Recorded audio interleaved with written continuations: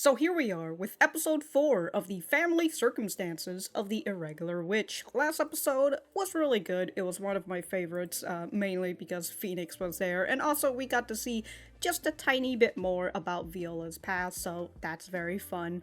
And I hope that we get a continuous stream of it instead of just pure comedy all the time. But we'll just have to see how this episode goes. If you guys like the video, like the video. If you dislike it, dislike it. I do have my full length up on Patreon and early access to non-seasonal and some seasonal shows on the YouTube memberships. But other than that, let us get started. Hey, those aren't birds. They're bats! Oh. And there's Fennel. I won't do it again.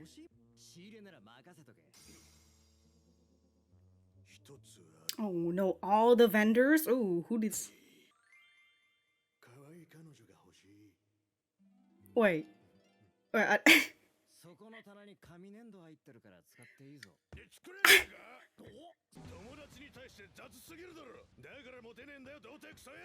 Damn!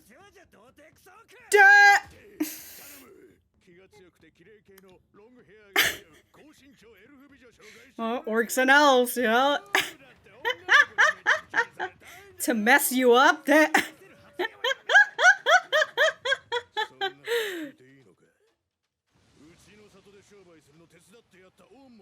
Oh shit. Well, that's not one way to. That's no way to, with a non-elf. Alright, I hope it's not who you are saying, because let's hope not!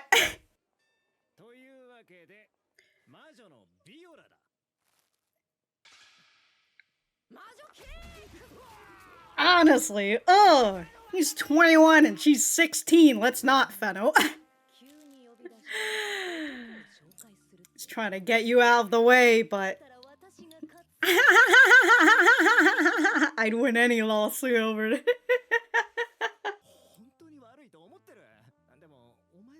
No! Stop! No! Stop!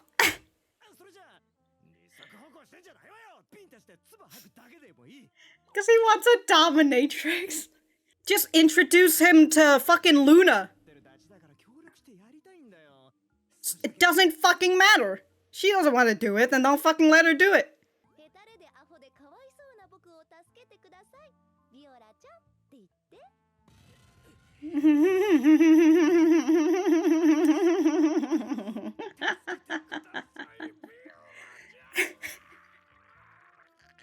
He's gurgling in his own.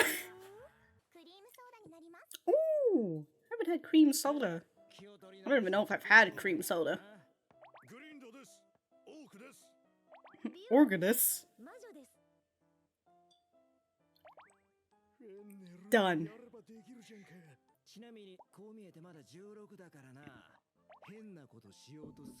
You're already doing it! What the Fennel? Tell me.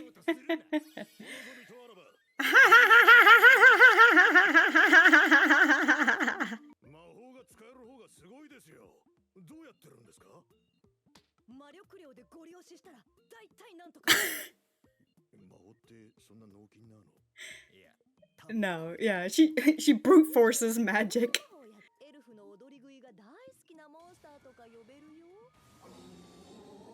Oh my god. Oh my god, that fish had a name.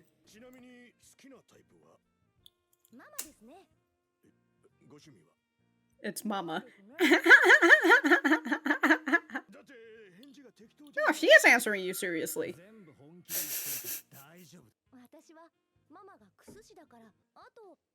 Damn, she had cream soda, now she's getting a parfait.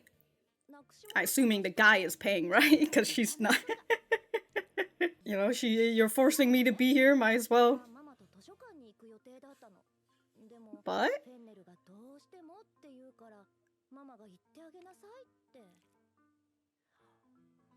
The music is just... Unlike me. It's you haven't Fennel though. You shouldn't have arranged this!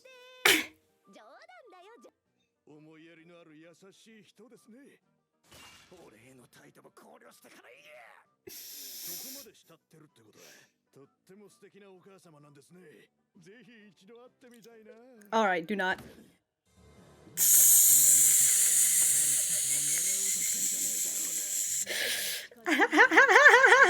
Damn, he's got the ire of two now.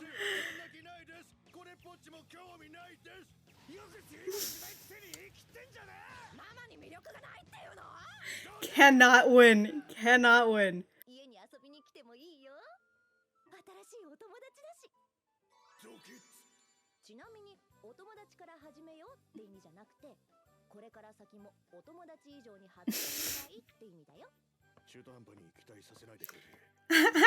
Thanks for not, you know, leading me on. So Fennel just paid it for it? Good! That's good for you!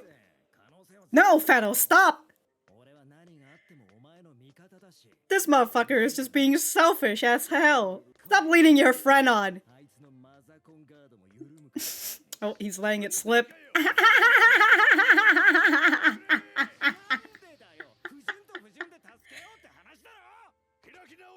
But he knows that she's not interested in you. I mean, in Glind. Alright, Fennel, you are committing. Uh-oh.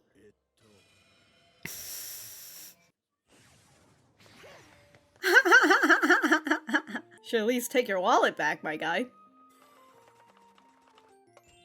Damn, Phoenix. Damn. The squeak.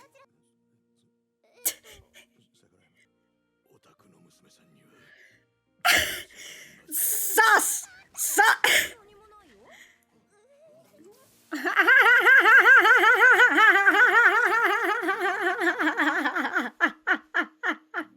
You know, Fennel got exactly what he fucking deserved.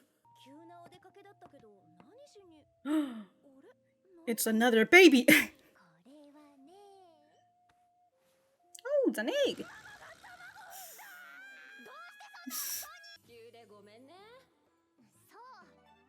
Hunter couple. Oh! Oh, she's egg sitting for them. That's...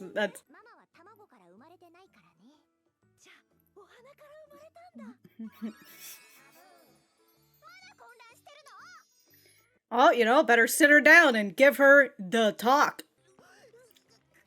Understandable, Viola. That's how I feel whenever somebody asks me, do you want to hold your... Do you want to hold my baby? I'm just like... relatable. Like, I'm gonna drop this baby, you know, I'm gonna be responsible.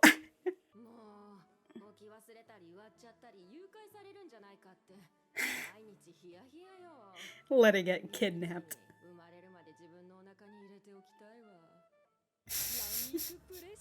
Angry rush.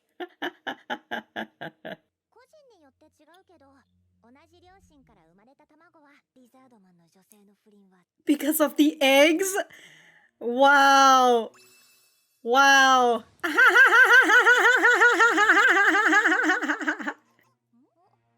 Uh-oh. Oh, another competitor.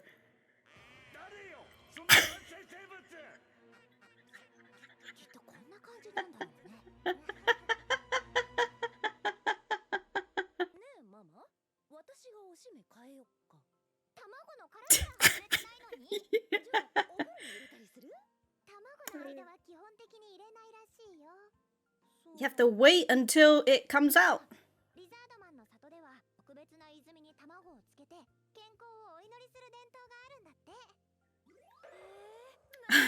Loco event. Yeah. It's like putting, you know, hot spring eggs.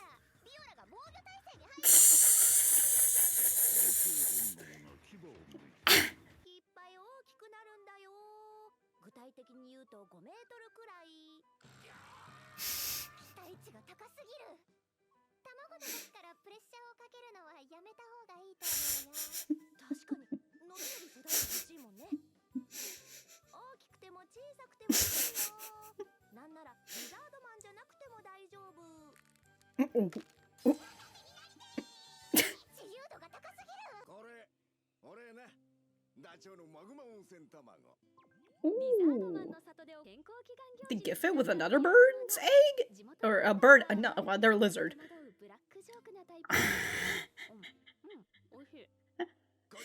The narrator. I find that very funny. Don't hug it too strong now.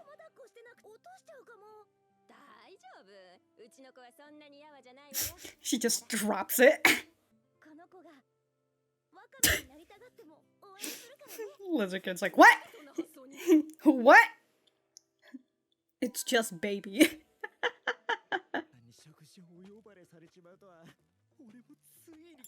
No, you're being invited to a family dinner.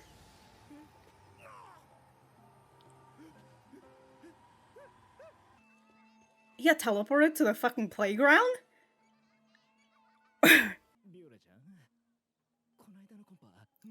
I mean, understandable. With kids? Alright.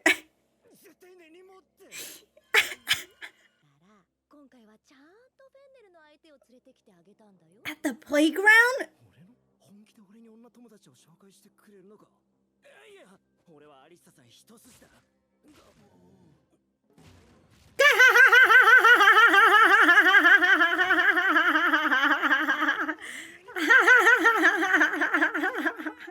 Wait, you shouldn't be doing this in the playground. There are kids watching.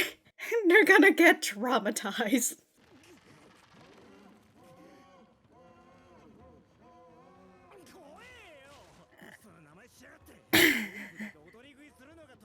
Of a monster who owns.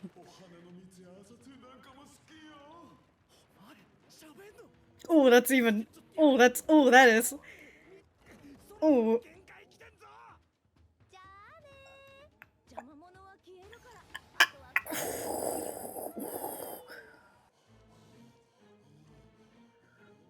He likes flour, right? Just toss it right in.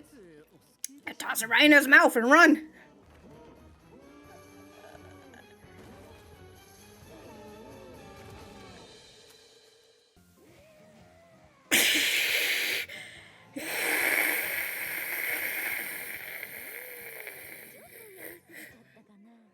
Alright, that is terrifying to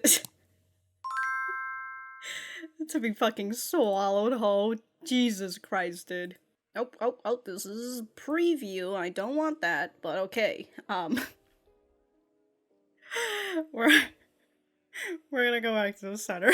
Alright, so that was episode 4 of the family circumstances of the Irregular Witch. Let me know what you guys think about it in the comments down below. You know that I always like talking to you guys. For me, I thought that this was a pretty alright episode. I do enjoy the, I think it was the middle segment, or at least it was the second half. Let me just browse through it. Yeah, this was the second half with the Lizardkin, so I kind of like that, but then there's also that weird, like, odd maternal message that's, like, being directed towards, Viola, and it's just like, alright.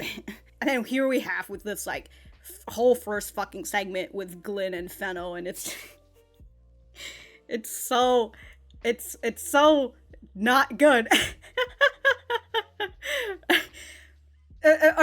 So in order to go over how not good it is, we have to start at the beginning. And so here at the beginning, where all we see is just orc chest, we get to the introduction of Glind, who is a, as they say, you know, it showcases age a lot in this anime. Every time you see somebody, they're being shown like their age for the most part. Some of them, like very minor characters, like Shita or Benny, right? The Myconid nurse and doctors, not really. They don't really showcase their age and such.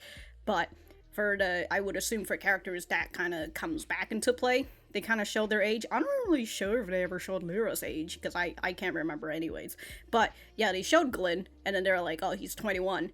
And then here in this situation, where Fennel has rushed order this furniture, and Glind doesn't like it because she's just like, look, never never ask me this again. And so Fennel comes up with the idea of, well, anything I can hook you up with as a thank you, right? I know all the vendors. And Glind, hearing that opportunity, decides to take it and say, well, there is one thing. I want a cute girlfriend. And of course Fennel is like, I can't help you with that, fam. Go make your own fucking girlfriend.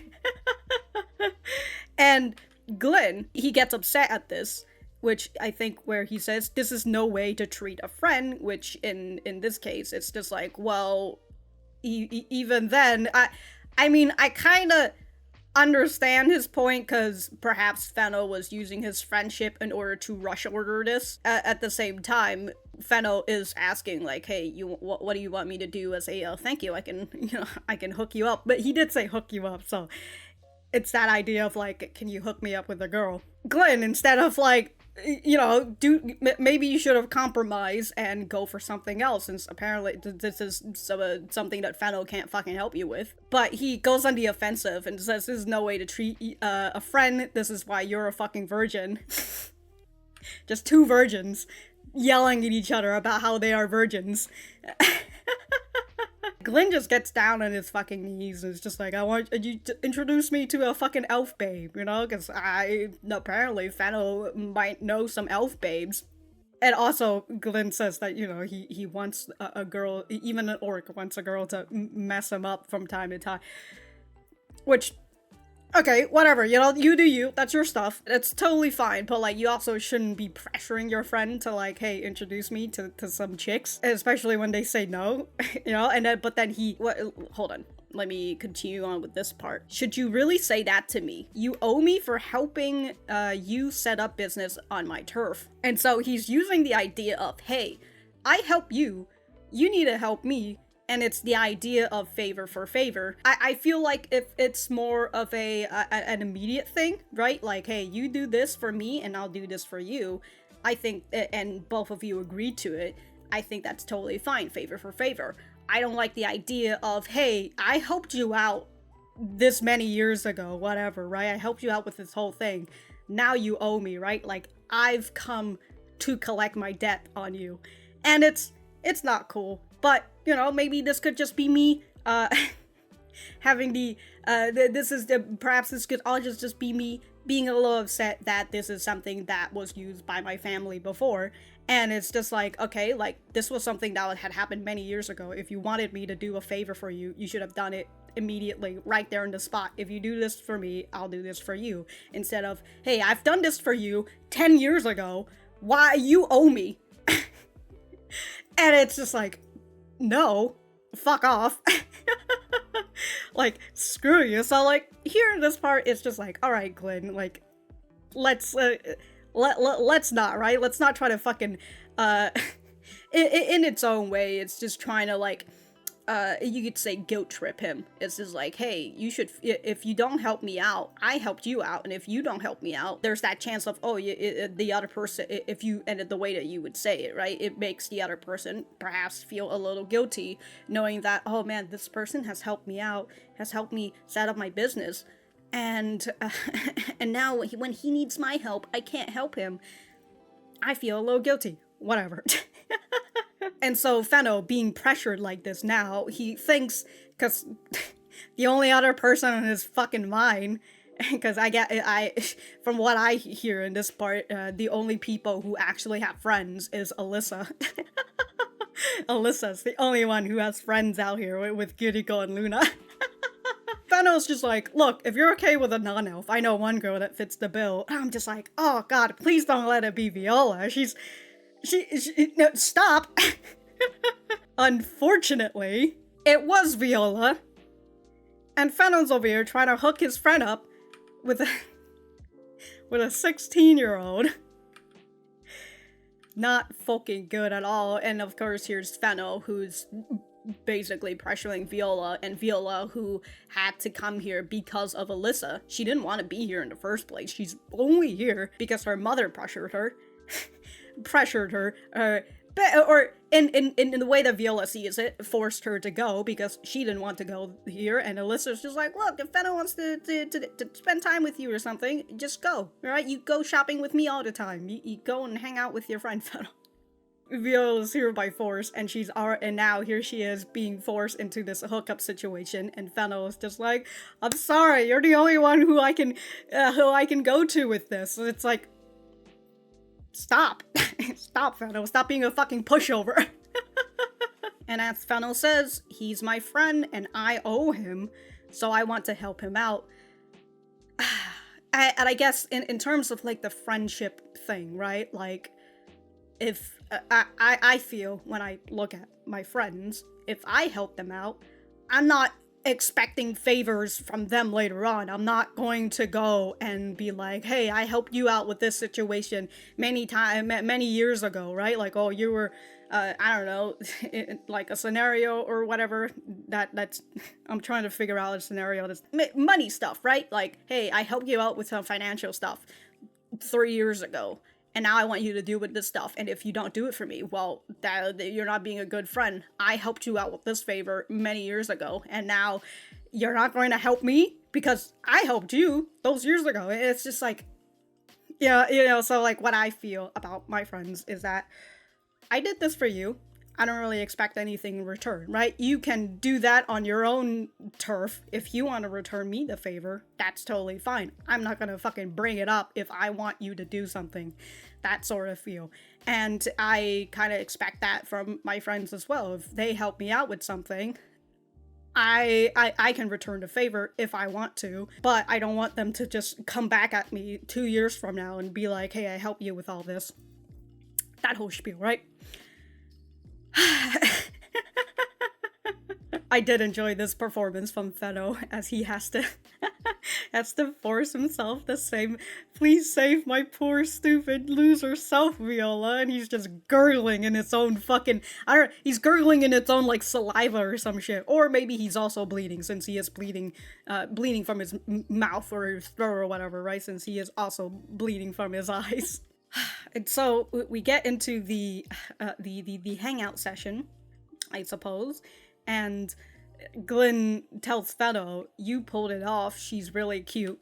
And then Fennel says, by the way, she may not look like it, but she's still 16. Don't do anything creepy. And it's like, alright, Fennel, you've already did that. You've already done the creepy stuff by introducing your 21-year-old friend to a 16-year-old, right? You're already being the fucking creepy guy.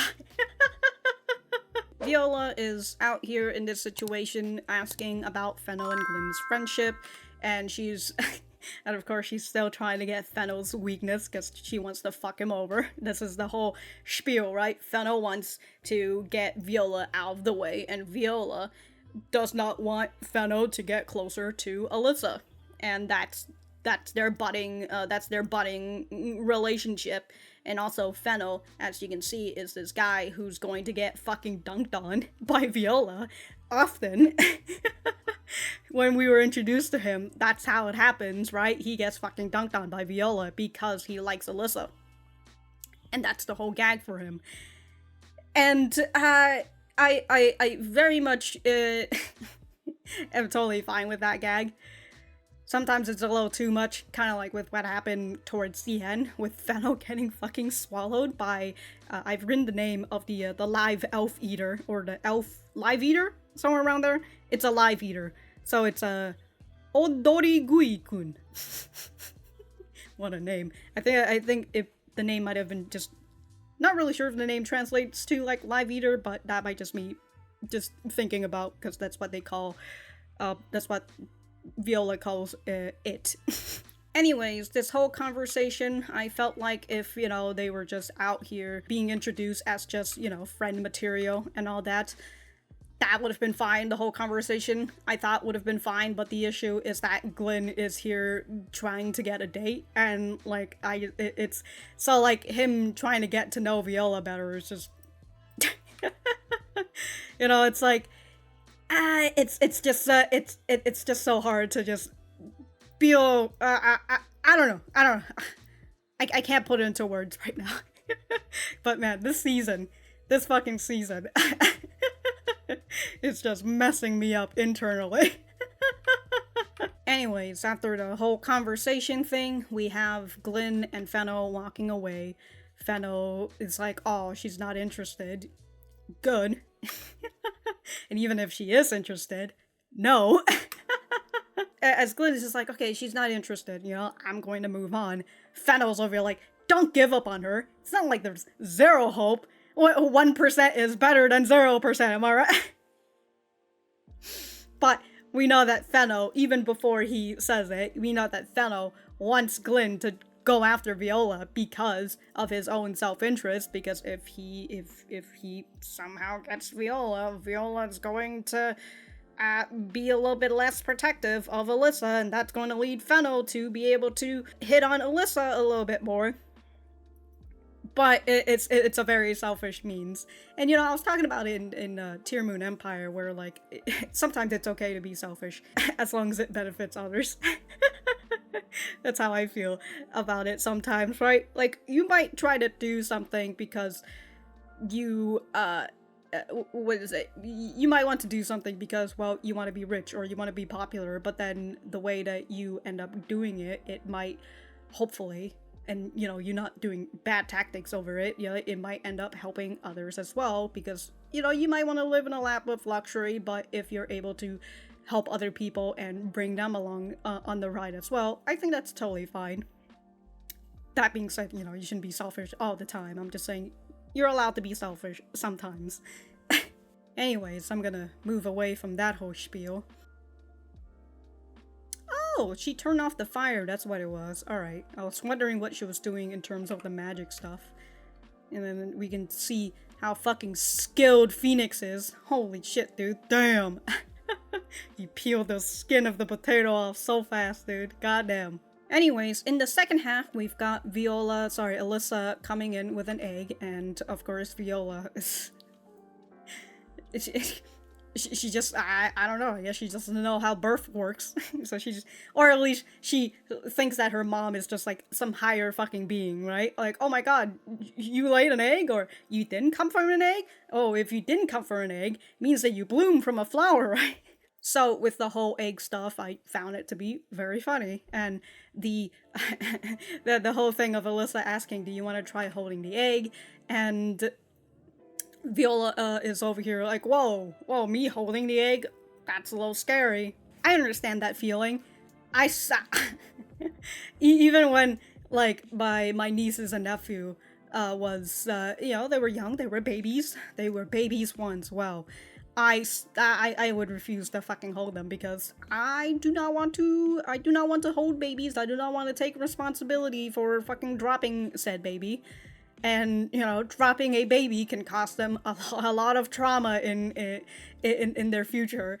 And so, like, I know how hard, how easy it is, actually, to just to fuck up an upbringing for a kid, right? It's something, like, you could play something as a joke when they were a kid, and then that could fucking traumatize them for life without you even realizing.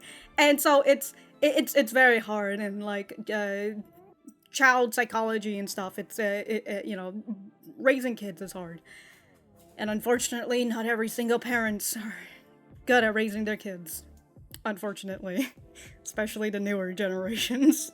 But with the whole egg stuff and them saying that, oh well, the egg is a lot sturdier and so it might not just immediately crack and spill the yolk or whatever, I don't know, this might be this egg might be like into like the late, I was gonna say metamorphosis, but I don't think that's what it is. But the late stage, right, where it's already grown, ready with all like its limbs and everything.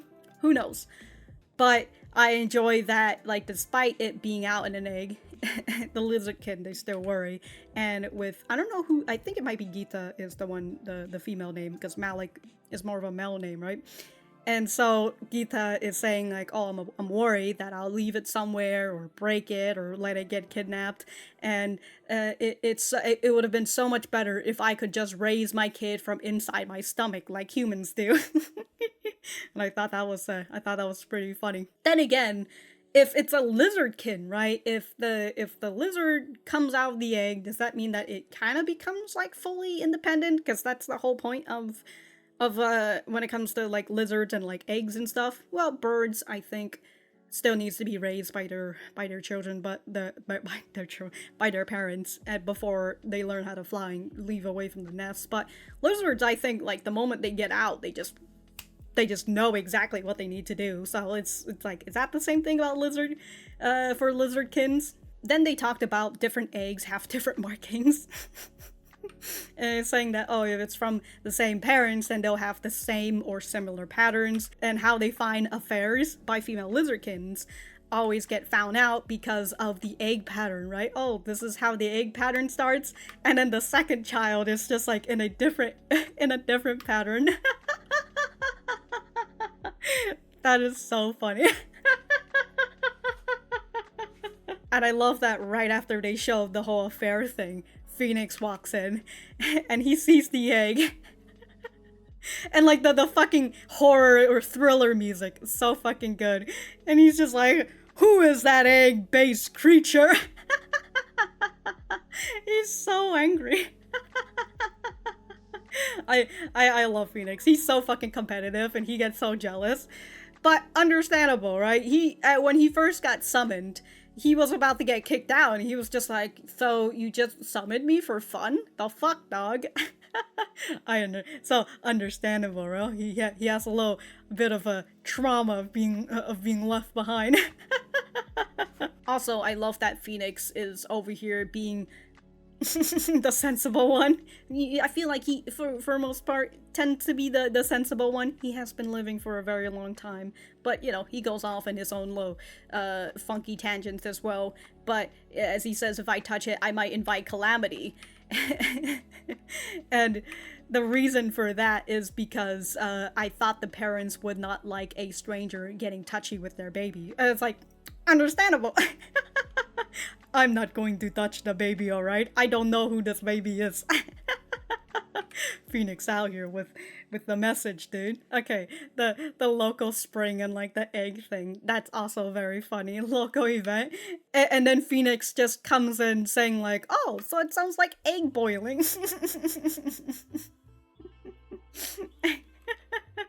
And Viola's just like, how fucking dare you say that? But then Phoenix says like, oh, it seems like the maternal instinct. No, actually it was Alyssa. And then Phoenix goes and says, the maternal instincts beareth its fangs. Kind of gives off that vibe of like talking about maternity stuff, pointing it towards Viola. And it's just like, alright. Now, one could argue, oh, this is a magical setting. So, like, totally fine if something like this happens, right? It's kind of like in the idea of, like, oh, in the medieval age, girls were in these sort of relationships when they were much younger, but that also accumulates to the lifespan of humans being very short, and that's why, you know, things happen very early. But if that were to be the argument, then we wouldn't have the first scene where Fennel says, hey, she might not look like it, but she's 16, so don't do anything creepy. So it's like, it seems like they do have an age, and I don't know, an age of consent and all that, so it's like, alright. A little sus out here. I also enjoy this part where the lizardkin gives them a hot spring boiled egg from a bird. As the narrator says, this is a gift associated with the lizardkin's village's baby blessing event. It's sort of a dark joke, which non-locals aren't sure whether to laugh at or not. Look, it's not a lizard egg, it's just a bird egg, alright? I do think it's very funny. And then Malik comes and he's just like, look, you can do whatever you want with this egg. But yeah, other than the whole thing I was talking about, I do like this part of the episode. And, you know, all the other jokes that I do find laughing at, I do enjoy the jokes and the deliveries and such. And this leads us on to this scene, which I still can't get over, that she invited Fennel to not invited him, she forced him to be teleported here at the playground where kids are where kids are playing, and she summons Odori Gui-kun, the live elf eater and such, to come out. And like, all I can think about is, holy shit, dude, these kids are just out here trying to play, and a live vor session is happening right in front of them. And my god, dude, the way this thing, absolutely terrifying. Absolutely fucking terrifying. And like, in seeing how big its mouth is, and like the bloodshot eyes, and like how red it is at the mouth, it's and then the way that Fennel is like grabbing onto it, and like the skin is creasing around it. Not creasing, but the skin is like folding around his finger. That is and then they showed like the mouth. This whole fucking scene, terrifying. Absolutely fucking terrifying, dude. You know, if I was Fennel and this shit happened to me, and then I live, honestly, I'll be honest, I would not, I would not try to go after Alyssa.